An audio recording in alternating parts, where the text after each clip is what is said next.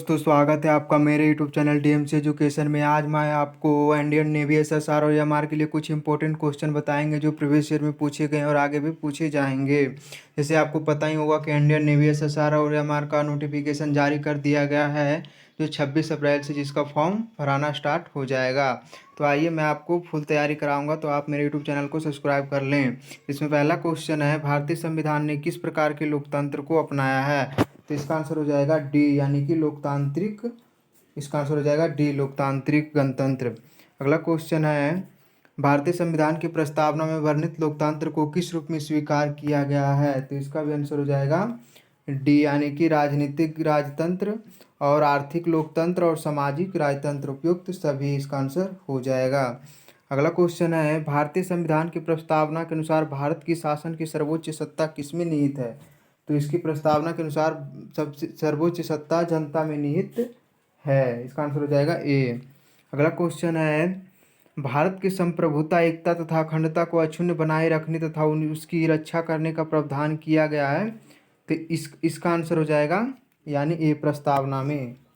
इसका आंसर हो जाएगा ए, प्रस्तावना में।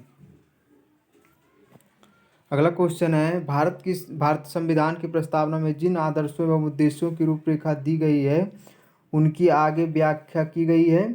तो इसका इसका आंसर हो जाएगा सी, यानी कि मूल अधिकार या राज्य के नीति निर्देशक सिद्धांतों एवं मूल कर्तव्यों में, यानी कि तीनों में इसका उद्देश्य है। अगला क्वेश्चन है, संविधान सभा में प्रस्तुत उद्देश्य प्रस्ताव में अभिव्यक्ति विचार को भारतीय संविधान के किस भाग में पूर्णतः शामिल किया गया है? तो इसका आंसर हो जाएगा ए, यानी कि प्रस्तावना में। इसका आंसर हो जाएगा ए, प्रस्तावना में। अगला क्वेश्चन है, भारत संविधान के प्रस्तावना से क्या स्पष्ट नहीं होता है? तो इसका आंसर हो जाएगा 34 का आंसर हो जाएगा सी, यानी कि संविधान लागू करने की तिथि। संविधान लागू करने की तिथि उससे हमें नहीं पता चलता है।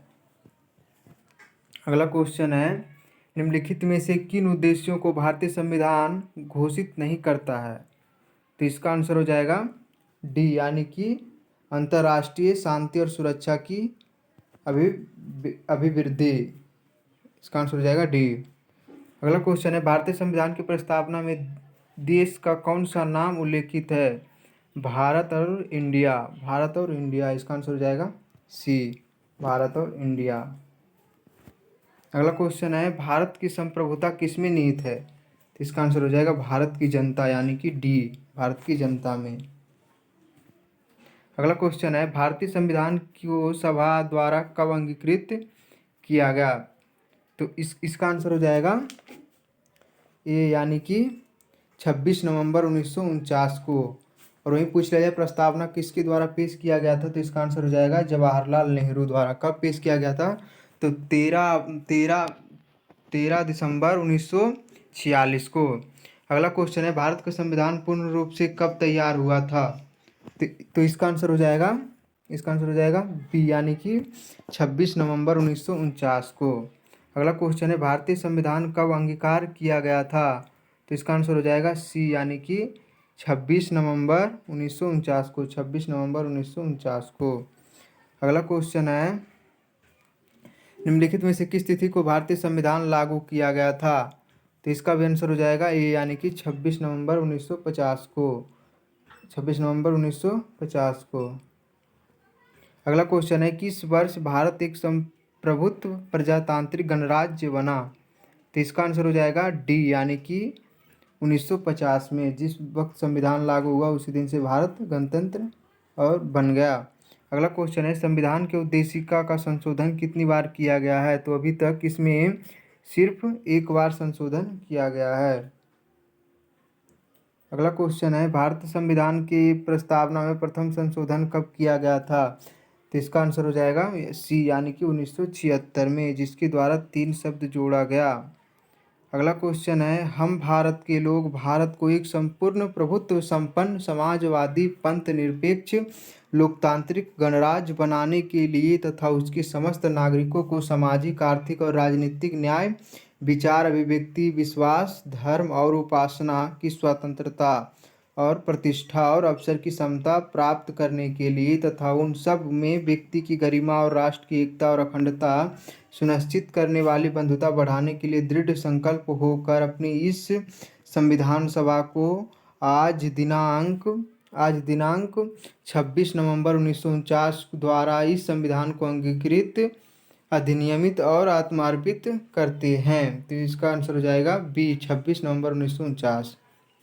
संविधान की प्रस्तावना सभी भारतीय नागरिकों को निम्नलिखित में से कौन सा एक उपलब्ध कराने के लिए वायदा नहीं करता है।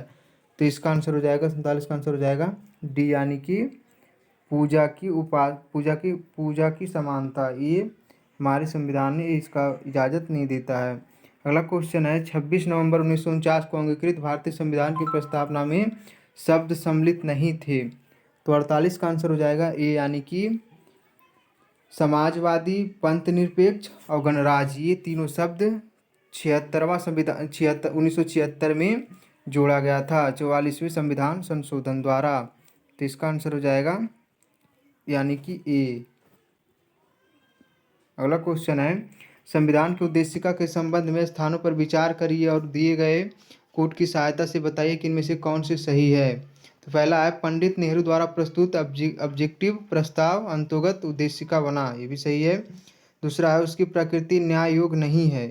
तीसरा है उसका संशोधन नहीं किया जा सकता है। चौथा है संविधान के विशिष्ट प्रावधानों को यह रद्द नहीं कर सकता है। तो 49 का आंसर हो जाएगा बी, यानी कि 1, 2 और 4 सही है। 1 और 2 और 4 सही है। तो इसका आंसर हो जाएगा बी। अगला क्वेश्चन है भारतीय संविधान की उद्देशिका में परिवर्तन किस संशोधन द्वारा किया गया था।